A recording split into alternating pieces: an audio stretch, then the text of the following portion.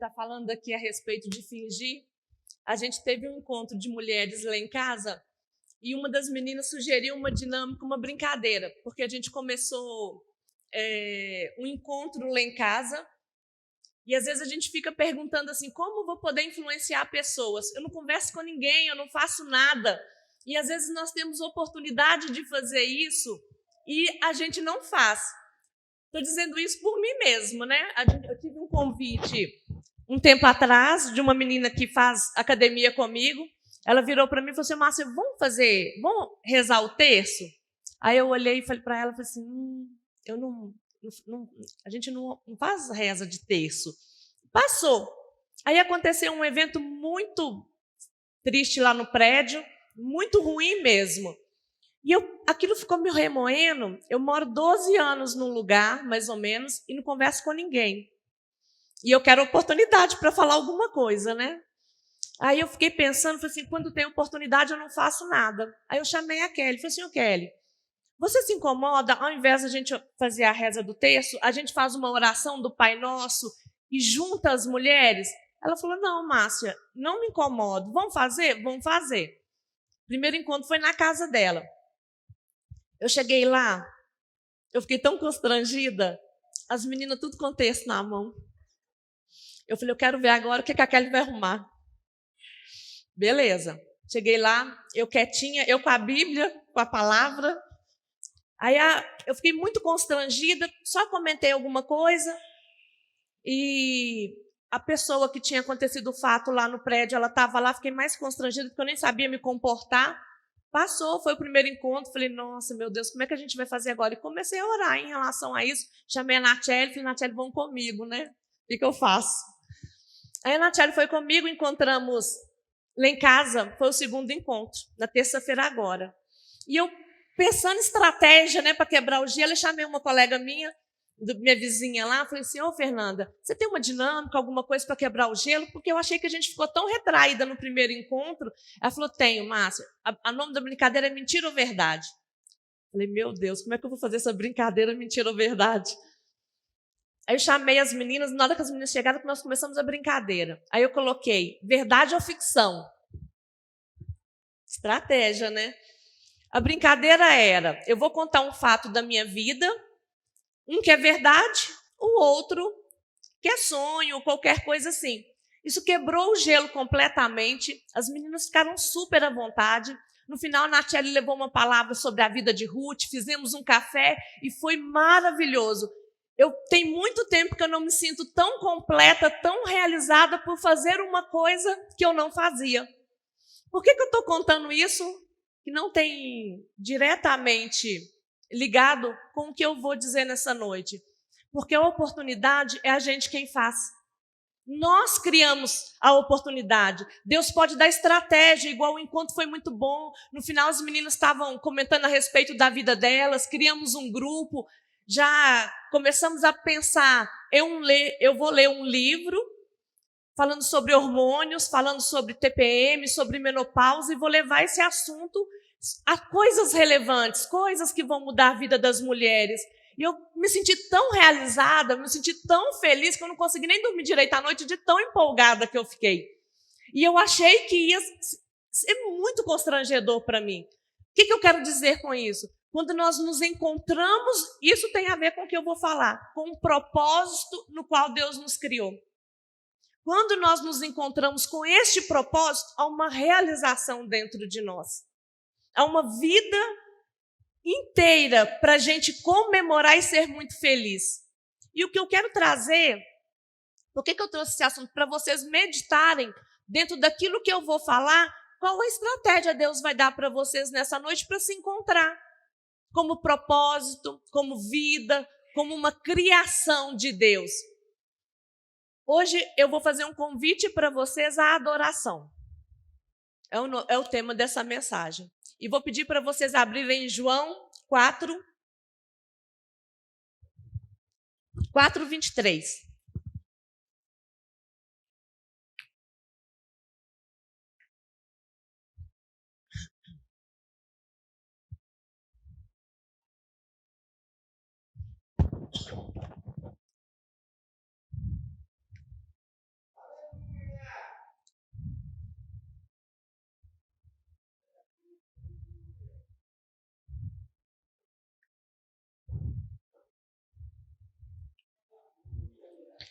No entanto, está chegando a hora.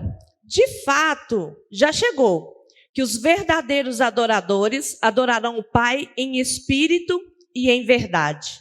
Amém? Vamos fechar os nossos olhos. É o momento de você render o seu coração ao Senhor. Se você veio, se você está aqui, abra o seu coração. Já que veio, não tem como fazer mais nada, renda-se ao Senhor, sabe? Peça ao Senhor para falar com você nessa noite. Peça a Deus para te trazer à memória aquilo que te dá esperança. Peça ao Senhor para ministrar no seu coração o propósito no qual você foi criado. Pai, graça te dou. Te rendo louvor, te rendo adoração. Que o Senhor, em nome de Jesus, fale em cada coração. Derrama do teu poder, que venha à memória de cada um, Pai, aquilo que precisa de ser mudado, aquilo que precisa de ser consertado, para que o seu nome seja glorificado em cada vida. Nós nos rendemos e nos submetemos. Eu me submeto à unção de ensino. Fala comigo, Pai, e através de mim, aquilo que o Senhor tem para a sua igreja. Me coloco como canal, Pai, como instrumento do Senhor nessa terra. Em nome de Jesus, amém. Quem estava aqui a última vez que eu ministrei? Eu ministrei sobre essa palavra, não foi? Quem lembra? Comecei com João 4,4. E quando eu ministrei da outra vez, eu falei sobre o poder da influência. E hoje eu vou falar um convite de adoração e começo com a mesma coisa. Esse diálogo dessa mulher samaritana, para mim, é como assim, ó. Eu olho o diálogo todo, eu vejo assim. Eu leio de novo o diálogo, eu vejo assim. Eu vejo assim. Por quê? Em várias coisas que eu vejo essa passagem da mulher samaritana, eu vejo um aspecto do diálogo que ela teve com Jesus. Eu tenho um sentimento que quando eu vejo essa conversa, poucos momentos e muitas coisas ela conversou com Jesus e coisas muito profundas. Porque hoje eu pego a Bíblia, leio, cada hora eu acho um ponto interessante a respeito desse diálogo. Então, quando eu vejo uma mulher parada no poço, meio-dia, na hora nona, era o meio-dia, não era hora de pegar água. E ela começa a questionar tantas coisas a Jesus. E o que ela faz com essa pergunta? Um momento ela vira para Jesus e fala assim, Jesus, os samaritanos criam em Deus, os judeus criam em Deus, e os dois não se bicavam, não combinavam. Aí qual que é o papo reto aqui? Jesus fala quem está certo. Fala quem te adora de verdade. É a gente ou são eles? Ela queria que Jesus apoiasse ela. Muitas vezes a gente não conta algo para alguém do nosso modo, para que aquela pessoa nos apoie. A gente não muda meio que assim as coisas, muda até o tom de voz para contar um fato, para que a gente não leve vantagem a respeito daquele assunto. Sim ou não? Eu vejo muita gente, às vezes até eu, muda assim um pouco, um tom de voz para dar. Quais são as perguntas que eu quero que vocês reflitam nessa noite? O que é louvor? Todo mundo que sabe o que é louvor? Levanta a mão quem sabe o que é louvor. Quem não sabe o que é louvor, levanta a mão. Teve dois ali que teve coragem de confessar. Vamos ver se a gente sabe mesmo. O que entendemos é quando ouvimos a palavra louvor, o que é adoração, qual o propósito da criação do homem. Todo mundo sabe qual que é o propósito da criação do homem? Levanta a mão. Muita gente sabe. Como podemos louvar a Deus? Existe sacrifício na nova aliança? Quem acha que sim, levanta a mão. Quem acha que não, levanta a mão. Tem uns que não acham nada, né? Quem não acha nada, levanta a mão. Quem ficou com a mão abaixada nem no sim, nem no não, é o quê, gente? Levanta a mão que sim, levanta a mão que não. Uns não levantaram, nem não é nada, meu Deus. Quando eu vou no culto, chego para alguém e falo assim, foi uma noite de louvor. O que vocês entendem? Quem entende que é música? Oh. Quem acha que não é música? Mais da metade levantou a mão, então tá bom. O que é louvor? Eu trouxe do dicionário do Vine, o que é louvor? Louvor quer dizer gabar, glorificar, exaltar, elogio e também música. Quem falou que é música, tá certo. Quem falou que é porque não é só música.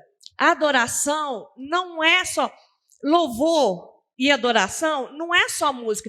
Porque se eu for no show de rock que não está, eu falo rock assim, né? Se for num show secular, ele está louvando a Deus?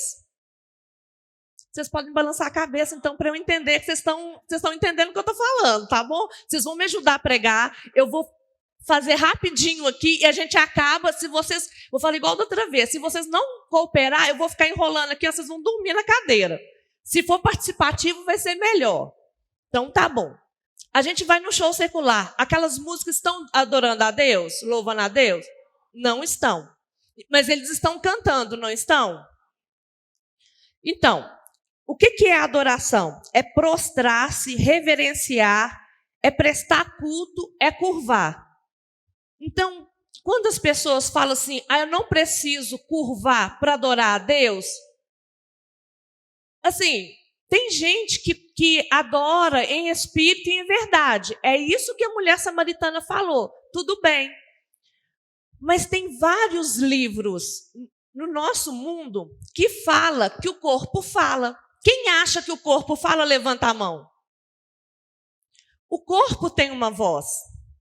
A maneira na qual vocês estão sentados na cadeira e eu olho aqui, eu vejo quem está prestando atenção, eu vejo quem não está, eu vejo quem está pensando no almoço de amanhã, na conta que tem para pagar. Dá para perceber pela postura que está na cadeira. O corpo tem uma voz. Tem, de fato, pessoas que são mais retraídas, mas ela tem um prostrar, não precisa de se deitar, mas a reverência dela é diferente. Tem uma postura diferente. Então, o corpo, ele vai falar. Então, o que eu quero dizer com isso? O que a gente pode resumir por uma adoração? Adoração é uma expressão na vida de uma pessoa que traz elogio a Deus, através do seu estilo de vida. Então, o que é adoração? É uma expressão que sai de dentro de mim, um estilo no qual eu vou viver, que as pessoas vão olhar para mim e falar assim, esta é um elogio para Deus. Mas o que eu tenho que fazer para que as pessoas possam perceber que a minha vida é uma adoração? Então, a gente vai falar de propósito. E o que a gente vai fazer? Voltar lá em Gênesis.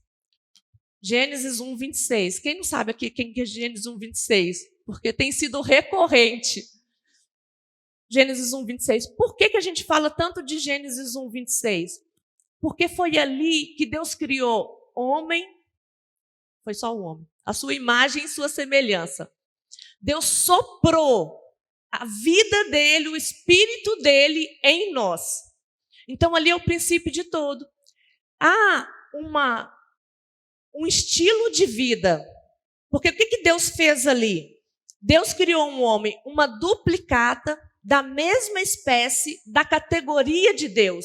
É como se Deus tivesse replicado aquilo que ele tem para nós. Então, Deus criou um homem. A gente vamos para Efésios 1, 12.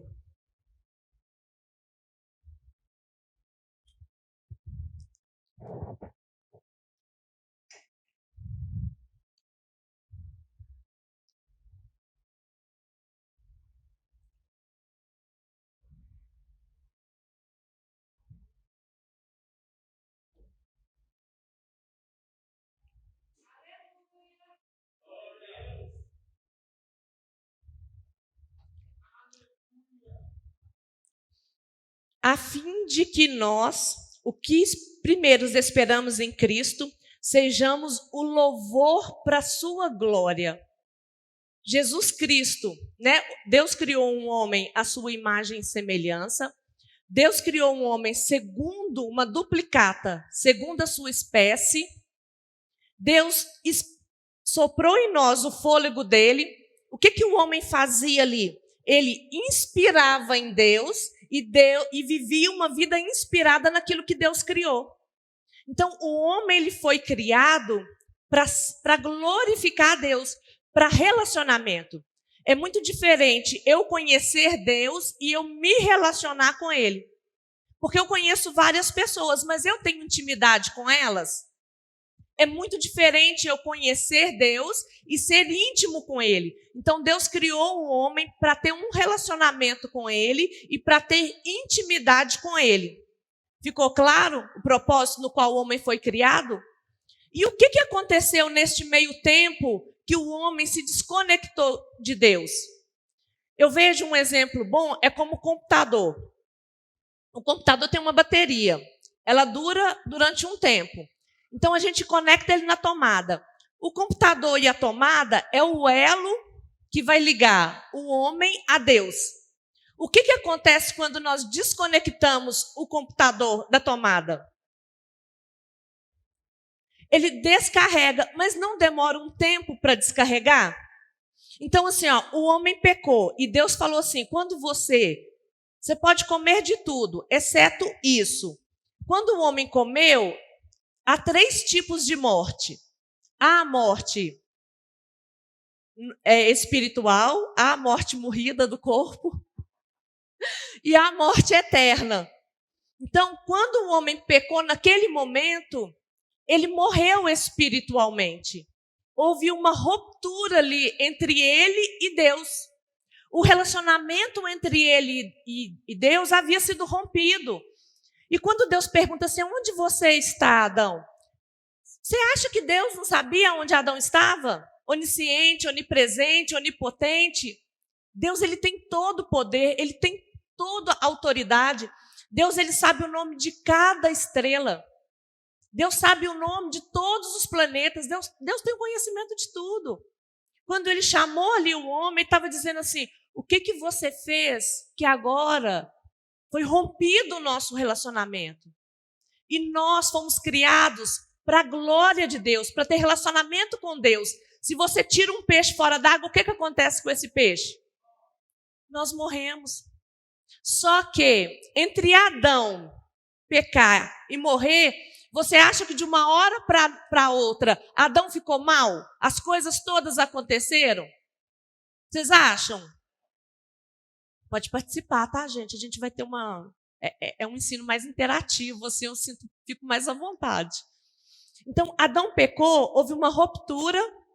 Tá dando para entender o raciocínio? Vocês estão conseguindo pegar? Porque assim, Adão pecou, cortou. Só que houve um tempo ainda que foram acontecendo as coisas e Adão foi perdendo a essência de Deus. Porque ainda, na mente de Adão, você imagina, Adão veio daqui para cá para o pecado, nós viemos daqui para cá. Aceitamos Jesus, o nosso espírito ele é recriado na hora, só que a nossa mente foi recriada. É como conectar de novo também na tomada, só que demora um tempo para carregar. O celular não é assim? Acabou a bateria, você reconecta ele na tomada, não demora um tempo para pegar ainda? Nós também. Quando nós confessamos Jesus como Senhor e Salvador, o que a gente está dizendo para Deus? Deus, me conecta de novo, que eu quero ter um relacionamento, que eu quero seguir, que eu quero ter uma vida que vai te adorar e uma vida que vai te louvar. Porque uma vida de louvor é muito mais do que alguns minutos aqui para adorar o Senhor. A própria palavra já fala, vida de louvor. É uma vida que vai refletir a glória de Deus. É uma vida que vai mostrar para as outras pessoas que eu tenho comunhão com o Pai. Então, eu estou aqui, daqui para cá, Adão veio de lá para cá. Eu aceito Jesus, eu confesso Jesus como Senhor e Salvador. A pornografia ela não vai pular de fora de mim de repente. aquilo que eu tenho como pecado, hábito de mentir, não vai pular para fora de mim de repente. A minha mente continua a mesma coisa. Só que o que eu preciso fazer? Me treinar. É o que o Gê estava falando. Eu vou treinar a minha mente, vou treinar os meus hábitos até aquilo se tornar uma verdade. O que é o sacrifício de louvor? Vamos em Hebreus 13, 15. Vou pular um pouco, porque eu já adiantei.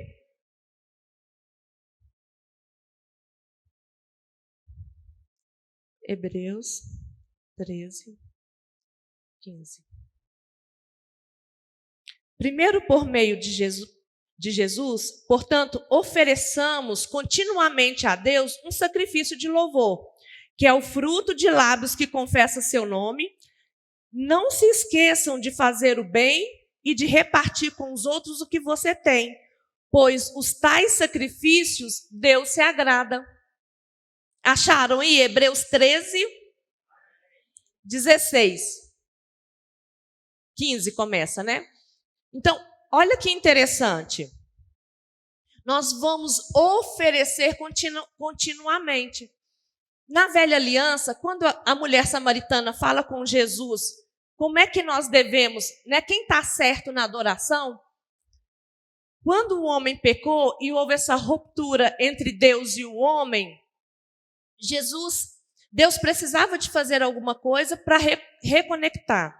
Então, o que ele fez? Um sacrifício. Ele matava um animal, impunha as mãos sobre a cabeça dele, como se o pecado fosse para aquele animal e aquele animal fosse sacrificado. Porque só pode haver perdão de pecado através do sangue. Quando Deus instituiu a lei dele, muitas pessoas perguntam assim: se Deus é bom, por que existe tanto mal? É uma pergunta que alguém já se fez? Levanta a mão quem já se pensou isso. Todos nós já pensamos isso. Se Deus é bom, por que existe tanta maldade? Por que crianças morrem? Por que pessoas têm enfermidade? Porque quando Deus fez o homem, ele criou para a eternidade. É como se Deus estivesse aqui e a linha do tempo estivesse aqui. Deus, ele não tem princípio, não tem fim. Ele conhece todas as coisas.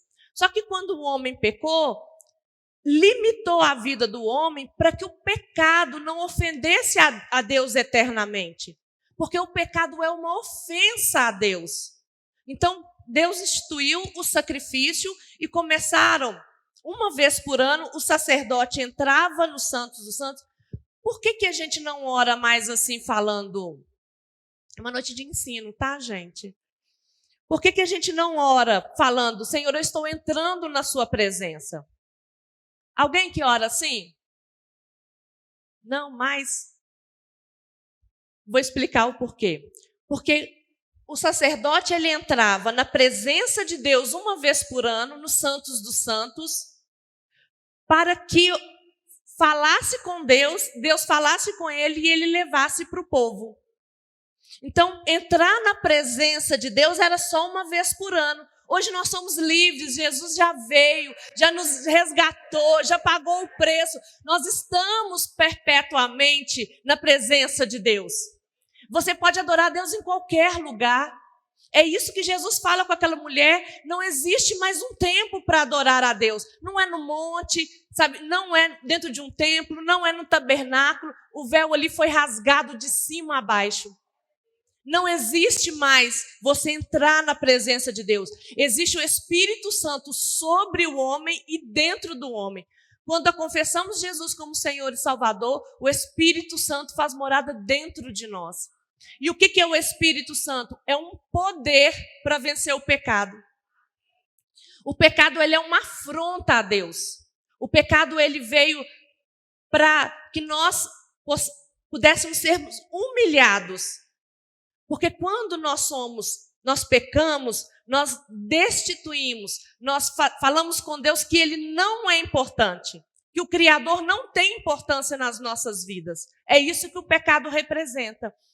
E assim, a minha roupa tem uma voz, a minha carteira tem uma voz, o meu estilo de vida na minha família tem uma voz. Tudo isso vai falar comigo. Quando eu confesso Jesus e meu espírito ele é restaurado, a minha mente tem que passar por um processo de restauração. Porque ainda há hábitos de pecado. Há um hábito. Porque quem peca, peca tanto que nem sabe que é pecado.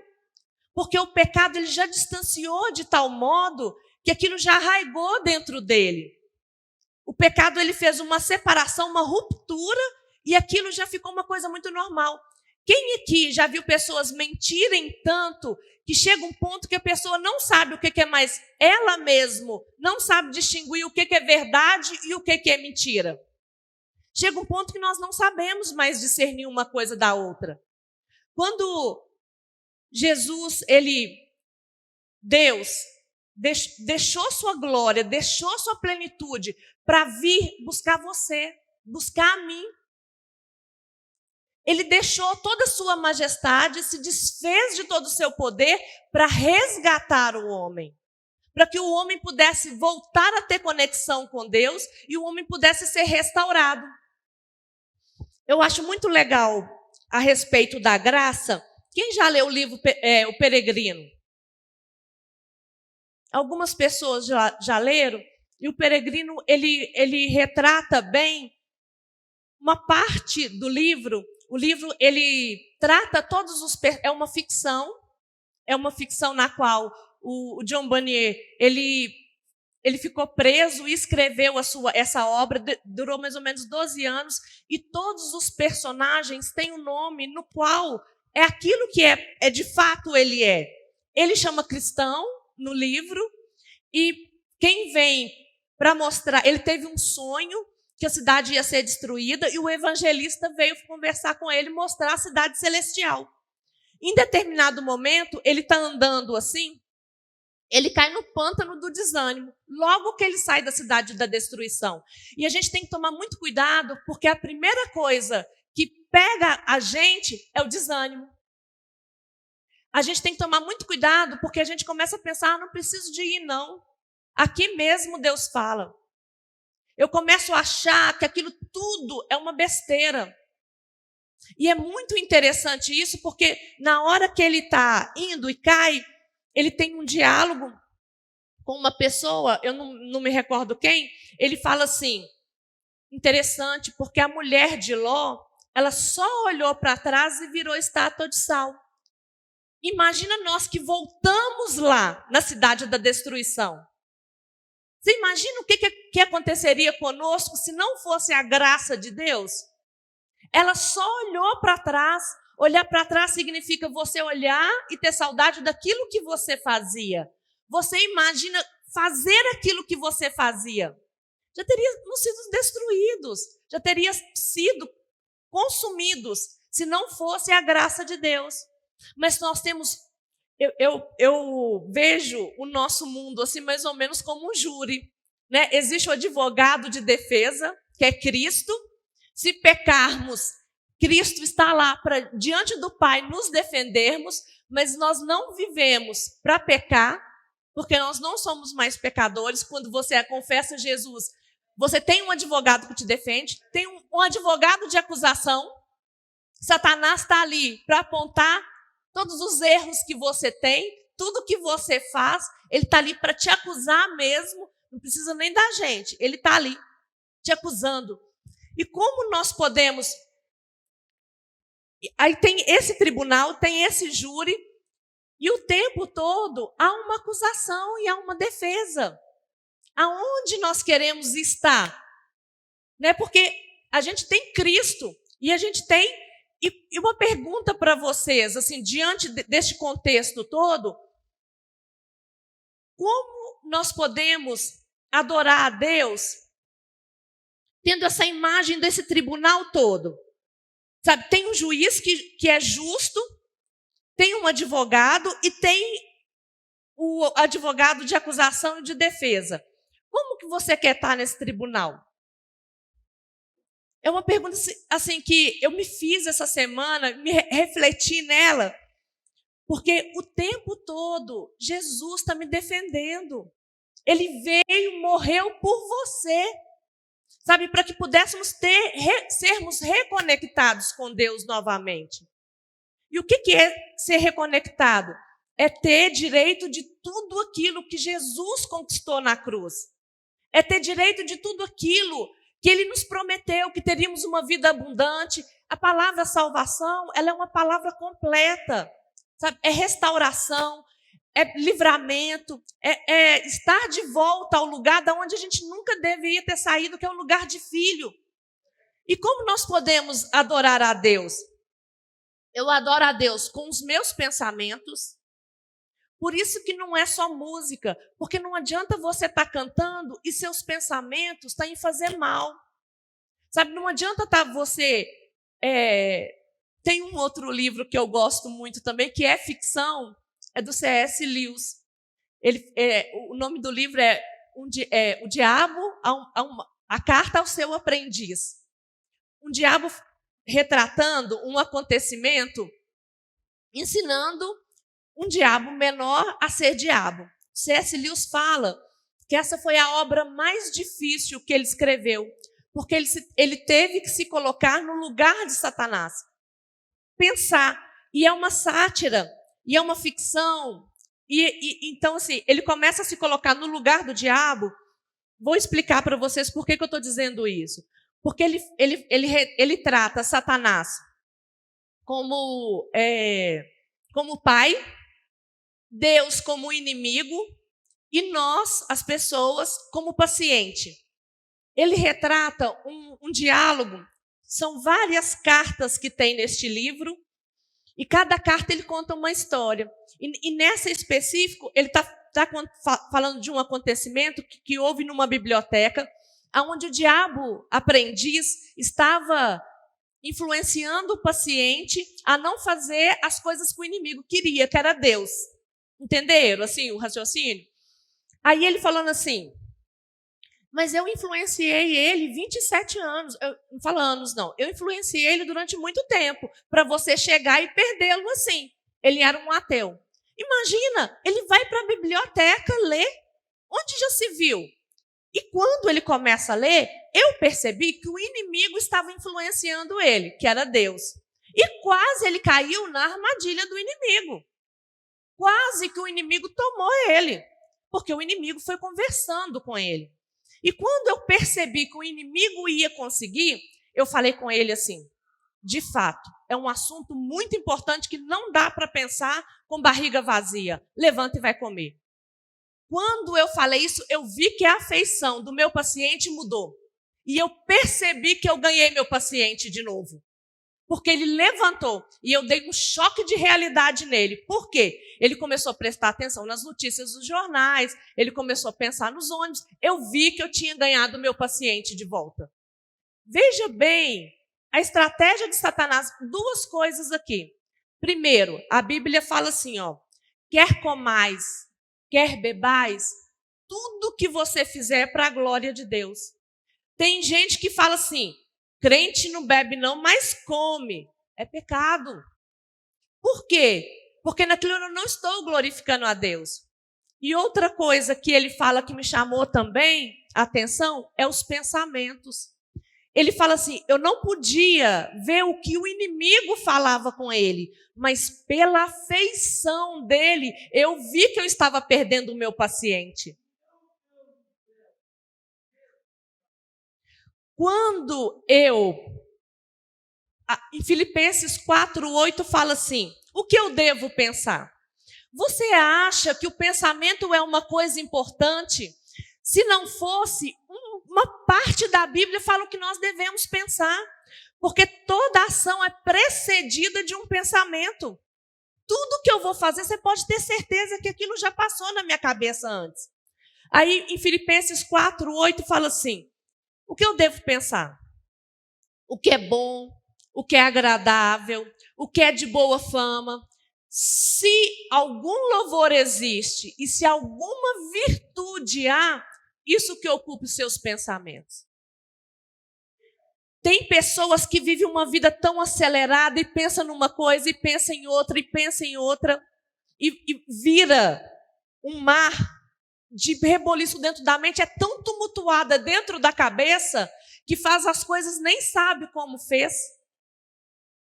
Então nós devemos ter um padrão de pensamento que glorifica a Deus.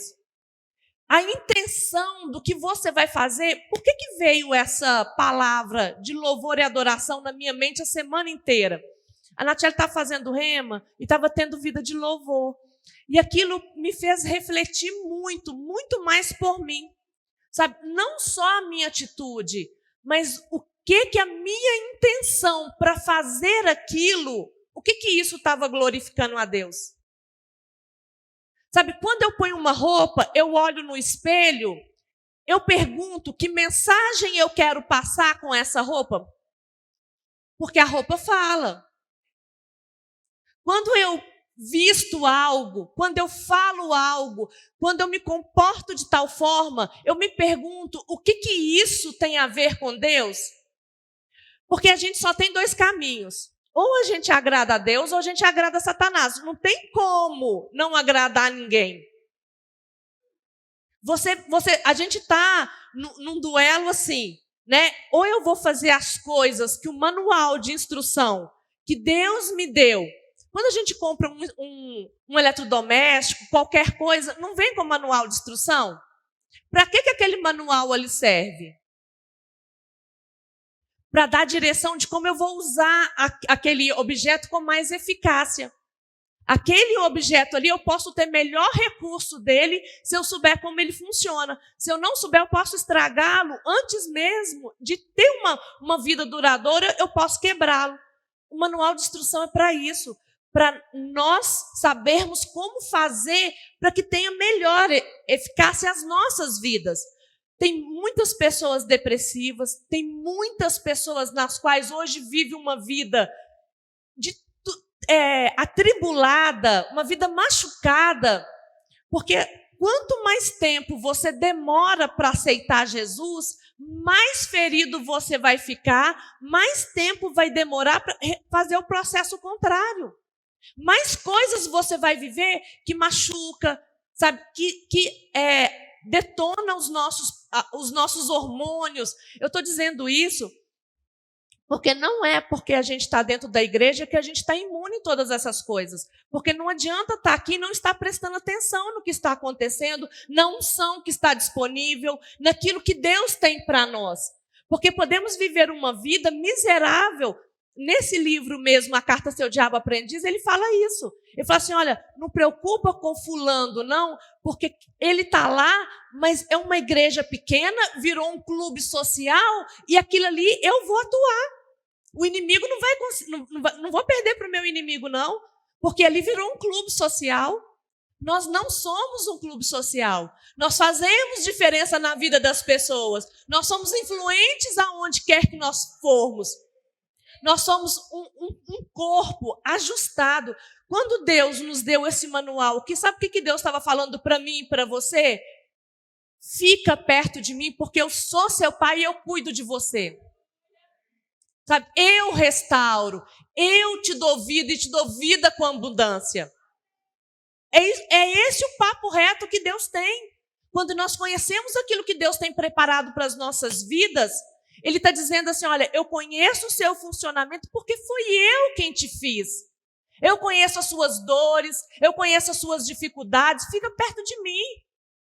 Você em mim e eu em você. Eu vou ter uma vida inspirada por Deus e vou viver uma vida inspirada nele. Aí não vou ter preocupação com depressão, eu não vou ter preocupação com insônia, eu não vou ter preocupação com recursos financeiros, eu não vou ter uma preocupação com o que eu vou fazer. A Bíblia fala assim, não preocupeis com o dia de amanhã, com o que você vai fazer, com o que você vai comer. Os passarinhos que não têm nada, eu supro, é eu quem sustento. Deus criou a natureza, criou todos os recursos para glorificar a Deus. Quanto mais um cientista, ele conhece a estrutura do universo, quanto mais as pessoas conhecem a nossa estrutura, sabe quão complexo é para a gente ter vindo de um macaco. É muito complexo o nosso sistema neurológico, o nosso sistema ocular, para que possa vir de um macaco. Nós temos um Criador, Ele nos fez e Ele cuida de nós. Quanto mais longe dele, mais propenso a nos destruir, a destruir o nosso corpo. E o vermelhinho, que é o diabo aprendiz lá, o outro instrui assim: não precisa te preocupar não, porque ele vai se destruir com cigarro, vai se destruir com bebida.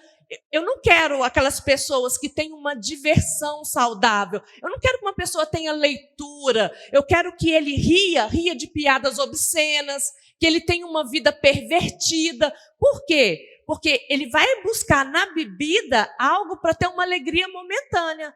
Enquanto Deus nos dá uma alegria completa. Enquanto Deus nos dá uma vida repleta. O que eu quero? Que você saia desta noite aqui com entendimento. Que você tem um pai, ele te criou e ele zela por você. Sabe? É ele quem cuida de você. Ele te fez imagem e semelhança dele. Ele te chamou para habitar nele. E é para onde nós vamos viver e passar o resto da eternidade. Este é um pensamento que eu vou prestar louvor e adoração a um Deus no qual ele tem todo o poder. Ele pode todas as coisas. Sabe? O que eu tinha de ansiedade, de preocupação. Gente, preocupação. Olha o que a palavra fala. Eu vou me ocupar, de fato, antes de eu ter uma ocupação. Preocupação. Não foi para isso que Deus nos chamou, não. Deus nos chamou para viver intensamente. E não é quando eu morrer que eu vou morar no céu, não. Eu vou trazer o reino de Deus para a terra. Eu sou agente de transformação nessa terra. É onde eu colocar a planta dos meus pés, vai ser consagrado ao Senhor. Os anjos do Senhor estão acampados ali, está me guardando, está me livrando, porque a palavra do Senhor me garante isso. Que o Senhor dá ordem aos teus anjos para te guardar. Nós temos quem nos guarda, nós temos quem nos protege. Mas nós temos que estar debaixo das asas do Altíssimo. Abrigado no esconderijo do Altíssimo. Coloca de pé, o louvor vem.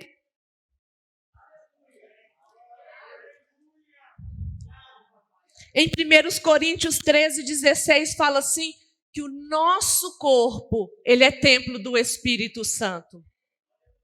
Eu quero que você tenha entendimento que o seu corpo não é mais seu. Você não pode fazer o que você quer dele. A sua vida não é mais sua.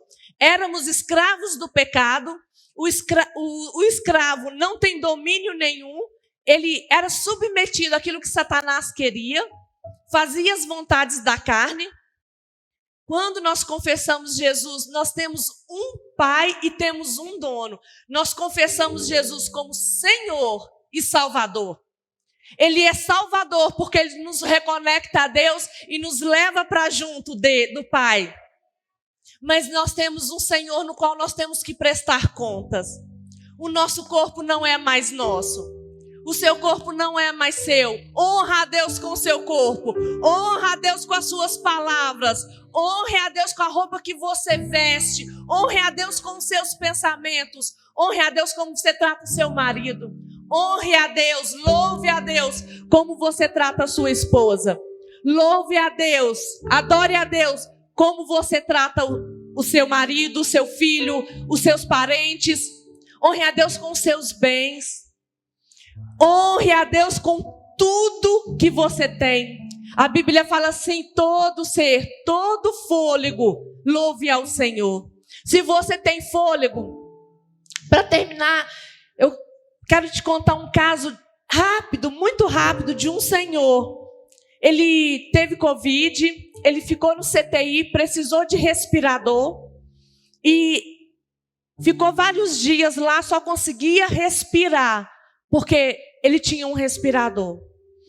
Quando ele ficou bom, saiu do CTI, saiu do hospital e eles vieram apresentar para ele o quanto ele devia pagar. Quando ele recebeu aquela nota, ele começou a chorar compulsivamente. O médico olhou para ele, as enfermeiras, o pessoal da administração, falou: você está chorando é porque não tem dinheiro para pagar? Você não tem recursos para pagar? Ele falou assim: não, eu estou com 78 anos, eu respirei de graça a minha vida inteira e não consegui glorificar a Deus por isso. Você está respirando, você tem um fôlego de vida e Deus está te concedendo oportunidade de você restaurar a sua vida, de você glorificar a Deus com a sua vida, de você glorificar a Deus com tudo que você tem. Você tem essa oportunidade nesta hora. Abaixa sua cabeça, começa a adorar ao Senhor, começa a louvar ao Senhor, renda-se ao Senhor. Você que não aceitou Jesus ainda como Senhor e Salvador da sua vida e quer fazer isso nessa noite, eu te convido a vir aqui na frente. Eu te convido a dar um passo de fé. Eu te convido você confessar Jesus, dizer para Ele que Ele é Senhor da sua vida. Você tem essa oportunidade essa noite. Se você quer, vem aqui na frente.